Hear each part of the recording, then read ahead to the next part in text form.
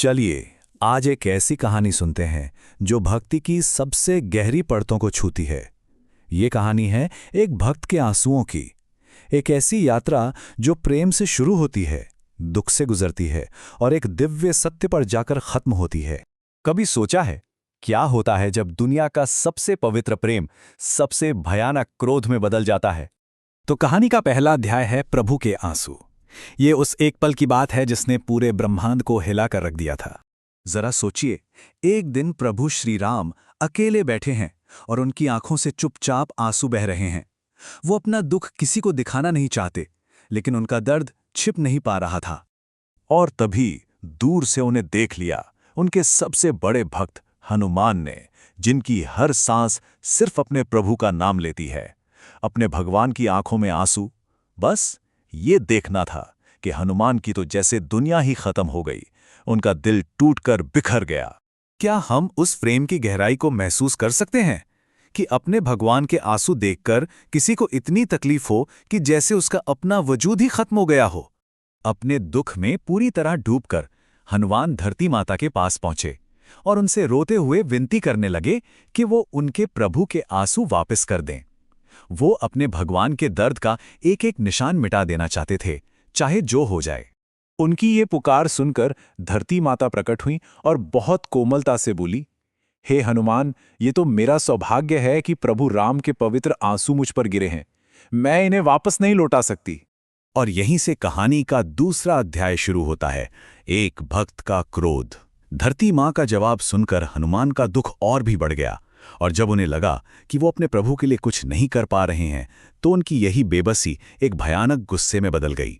इसी असहनीय दुख और क्रोध से जन्म हुआ हनुमान के पंचमुखी नरसिंह रूप का। जरा कल्पना कीजिए, 5 भयानक चेहरे, हर चेहरा एक अलग दिशा में देख रहा है और आंखों में ऐसी ज्वाला है जो पूरे ब्रह्मांड को जलाकर राख कर सकती है। ये रूप उनकी बेबसी और उनकी असीम शक्ति का प्रतीक था। अपनी इस क्रोध में हनुमान ने धरती पर जैसे प्रलय ला दिया। वो बड़े बड़े पेड़ों को जड़ से ऐसे उखाड़ रहे थे मानो वो घास हों।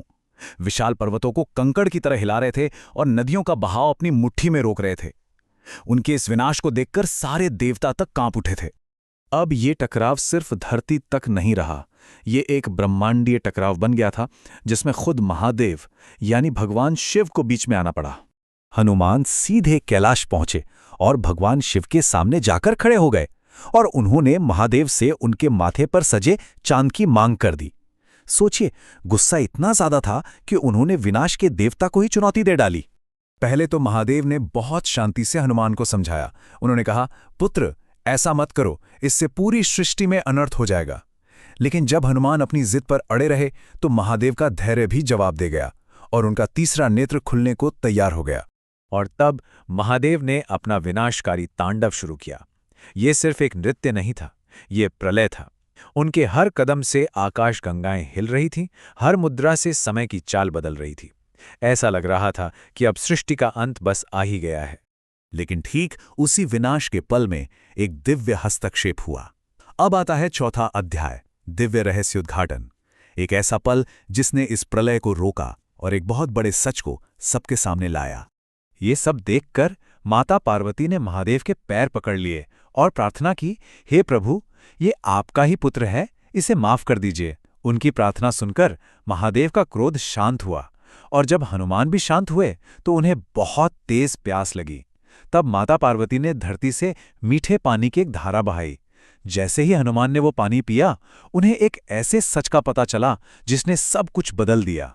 तब महादेव ने वो राज खोला। उन्होंने कहा, हे हनुमान, ये कोई साधारण जल नहीं है, ये वही पवित्र जल है जो तुम्हारे प्रभु राम के आंसुओं से पैदा हुआ है।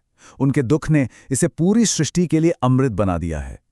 ये सुनना था कि हनुमान का सारा गुस्सा एक पल में पिघल गया। वो महादेव के चरणों में गिर पड़े और अब उनकी आंखों से क्रोध के नहीं बल्कि समझ और भक्ति के आंसू बह रहे थे।